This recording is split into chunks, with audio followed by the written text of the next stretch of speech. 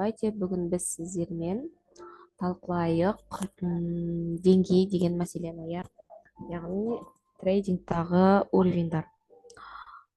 Жалпы вообще уровень деген не? Уровень деген бағаның, яғни график, өзінің қозғалыс бағытын өзгерте алатын белгілі бір баға. Яғни былай түсінейік, мысалы $3160 бір уровень дейік, ладно, примерно осылай. Баға осы уровеньге келгенде өзінің бағытын өзгертуі мүмкін, яғни жоғарылап келе жатқан баға төмен түсуі мүмкін, немесе керісінше төмендеп келе жатқан баға жоғары қарай көтерілуі мүмкін. Это не означает, что прям вот до конца көтеріледі, жоқ, белгілі бір деңгейге дейін, келесі деңгейге дейін, уже мен айтып отырмын, сөзім уже автоматизированный болып қалған, белгілі бір деңгейге дейін, яғни келесі деңгейге дейін баға қайтадан бағытын өзгертуі мүмкін. Яғни бағаның мысалы жоғарылап келе жатқан бағаны әрі қарай жоғарылатпай бағытын өзгертеді, немесе төмендеп келе жатқан бағаны әрі қарай төмендетпей бағытын жоғарылататын белгілі бір баға, яғни ол жер деңгей деп аталынады, яғни уровень. Бізде уровеньнің екі түрі бар. Қазір, если түсінбей жатсаңыздар анықтамасына, істің барысында потихоньку түсінесіздер қараса. Қолдау деңгейі, яғни поддержка немесе сопротивление. Как раз мына жерден қарайық, прям мына деңгей, егер давайте бірінші ережесін айтайық. Қолдау деңгейі немесе поддержка жоғарыдан төмен қарай келе жатқан, жоғарыдан төмен қарай келе жатқан баға бағытын өзгертетін деңгей, яғни жоғарыдан төмен келе жатқан бағаның бағыты өзгереді, төменнен жоғары қарай өзгертетін деңгей. Бұл деңгей былай айтқанда бағаны қорғап, әрі қарай бағаның қатты төмен түсіп кетуіне жол бермейді, яғни ол кішкене мынай ложный пробой жасауы мүмкін, қазір деңгеймен үш түрлі қатынас жасайды, баға соны түсіндіремін. Ну, в принципе, түсінсең де болды. Поддержка былай айтқанда, как пол сияқты елестетіңіздер, маған бір өзімнің нем айтып еді, оқытушым былай айтқан кезінде, что как пол сияқты елестетіңіздер, мен көбіне айтам, как любой, мысалы, деңгей, как стена сияқты елестетіңіздер, ол пол болсын, ол потолок болсын, мысалы, мына жерде пол сізді бағаны әрі қарай пробить етіп, төмен қарай кетіп қалмауына жаңағы қорғап тұрады. Ал логика, вообще экономическая логика мұнда, сіз мысалы төмендеп келе жатқан кезде, мына уровеньге келгенде сізде мынау сатушылар еді ғой, сатушылар бағаны төмендетіп алып келе жатты, ал сізде мына уровеньда мысалы $3161 135 центті сатып алушылар көп, яғни мына жерде деңгейді сізде сатушылардың әрі қарай бағаны төмендетуіне мүмкіндік бермейтін сатып алушылар осы деңгейде көп отыр дегенді білдіреді. Соответственно, сізде бағаны жоғарылатады. Сатып алушылар сатып алады да, мынау сатушылардың күшін әлсіретіп, бағаны кішкене біраз деңгейге дейін көтеруі мүмкін. Енді керісінше, осы жерден сразу түсіндіріп кетейін, қараңыздар.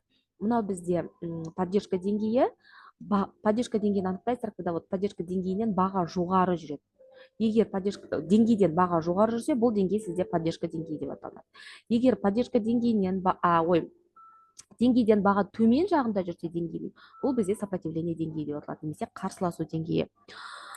Анықтамасы: төменнен жоғары қарай келе жатқан бағаны бағытын өзгертетін деңгей, яғни төменнен жоғары қарай келе жатқан бағаны бағытын жоғарыдан төмен қарайға өзгертетін деңгей. Бұл деңгей бағаға қарсыласады, әрі қарай бағаның қатты көтеріліп кетуіне жол бермейді, яғни былай қарай кетіп қалуына жол бермейтін деңгей.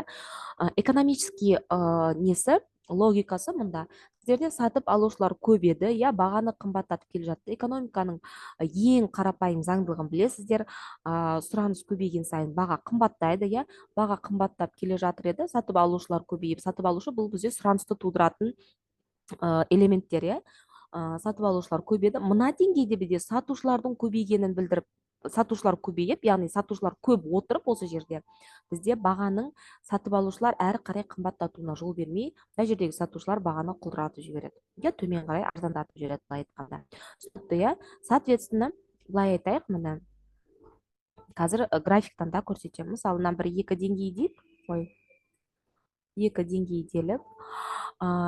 Егер баға, міне мына осы деңгейдің төмен жағында жүрсе, мына баға үшін деңгей, мына деңгей бізде сопротивление деңгейі деп аталынады.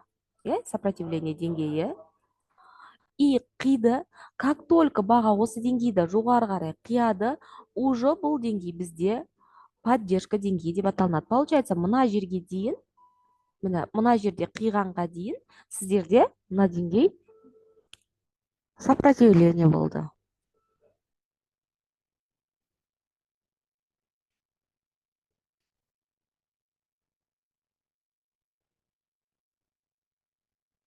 И қиғаннан кейін мына деңгей сіздерде поддержка деңгейі. Түсінікті, иә?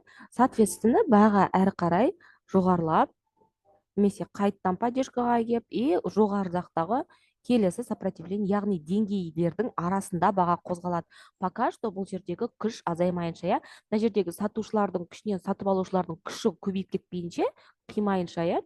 Сіздерде бұл сопротивление. Мына деңгей қазір мына жердегі баға үшін бізде сопротивление деңгейі. Мына жердегі баға үшін мына деңгей бізде поддержка деңгейі, мына астындағы баға үшін мына деңгей бізде сопротивление деңгейі. Түсінікті, иә? Енді осы жерден как раз сразу көрсетіп кетейін. Баға деңгейлермен үш түрлі қатынас жасайды. Біріншісі, ол сіздерде қияды, пробитие деп аталынады міне. Пробитие, яғни денесімен толық, ол жайдан жай фитилімен емес, денесімен толық қиған кезде ол бізде пробитие деп аталынады. Одан кейін екінші қатынас, ол жалған пробой. Вот. Төмен қарай қиылған сияқты болып, и жоғары қарай қайтадан кетеді. Яғни мына жерден поддержкасын алып кетеді. Бұл жалған пробой деп аталынады. Үшінші, ол не? Пробитие жасай алмау, иә? Өзінің поддержкасын алады, мына жерден сопротивление алады, немесе мындан поддержка алады. Яғни бағаның бағытын өзгертуі. Получается, тағыдай там үш түрлі қатынас жасай алады. Пробитие, ложный пробой және бағытын өзгертуі мүмкін осы уровеньге келіп. Уровеньді біз екі түрлі белгілей аламыз. Осылай сызықпен, трендовый линиямен, немесе былайынан аралық арқылы. Аралық арқылы белгілейміз. Қайсысымен белгілейсіздер? Ешқандай қателік жоқ. Негізінде главный сіздер уровеньді түсінсеңіздер болды. Енді осы жерде сразу айтайын. Уровень ешқашан идеальны болмайды. Идеальны болмайтын, сіз мынандай біз аралықты белгілеу арқылы уже түсініп отырсыздар. Идеальны болмайды. Ол мынандай аралықта болуы мүмкін, мынандай аралықта болуы мүмкін, но при этом түсіну керексіздер, что осы уровеньге келгенде белгілі бір қатынас жүреді. Немесе уровень сопротивлениеден поддержкаға, немесе поддержкадан сопротивлениеге ауысады, немесе ол өзінің мықтылығын көрсетіп, не істейді, бағаның бағытын өзгертеді. Бізде осы уровеньдерге байланысты нелер бар, стратегиялар бар, уровеньмен жұмыс жасайтын трейдерлар бар. Қараңыздар, енді мына кестеде, графикта сіздер қалай, мысалы, уровеньді белгілейсіздер. Ол үшін просто, мысалы, баға келе жатыр ғой, мысалы, помните, геометрияда, мысалы, бізде ойбай, ал мен атын ұмытып қалдым. Математика ағайымыздан естісе мені өлтіретін шығар. В общем, кесіндіні сызу үшін екі нүктенің арасын қосатын едік, сонда бізде кесінді пайда болады. Мұнда то же самое. Міне екі аралықты қоссаңыздар, если үшеу болса, төртеу болса, тіптен жақсы, ол уровеньнің вообще мықтылығын білдіреді. Егер осылай екі нүктенің арасын қосып жүргізсеңіз, мынау сізде уровень. Қандай уровень? Уровень сопротивления. Неге? Өйткені баға уровеньнің, сіз сызған уровеньнің астында жүр. Так, түсіндіре алдым деп ойлаймын, графиктан көрсетемін, сонымен бүгінгі сабағымыз біздің бітеді. Кеттік. Мен қазір алтынды қарап отырмын, сіздер уже должны определить. Алтынды қарап отырмын, 30 минуттық таймфреймда.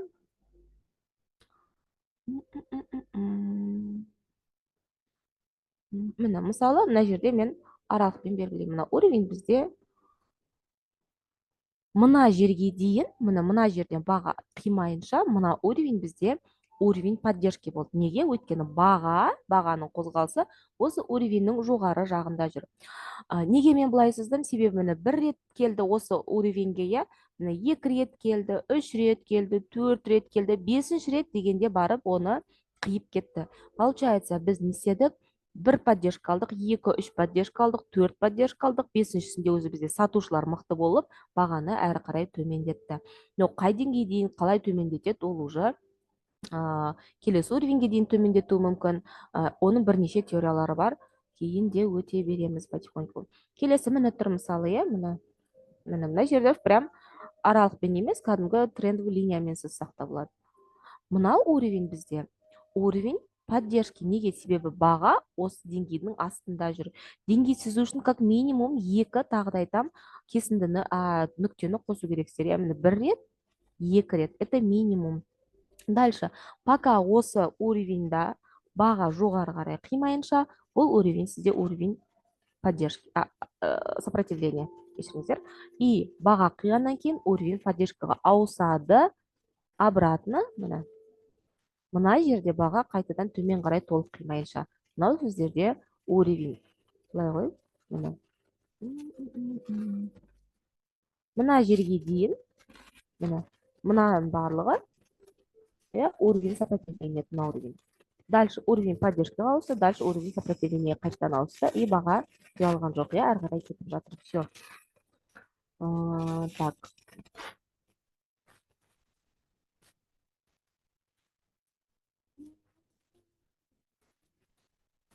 Мына жақтан да бір қарайық. Вот. Көрдіңіздер ғой, уровень сопротивления. Мына жерге қиғаннан кейін уже мынау уровень поддержкиға ауысады. Мына жерге қарай келіпті, көрдіңіздер ғой. Все, дальше мына уровень сопротивления. Мына жерде аралықпен белгілеймін. Уровень сопротивления.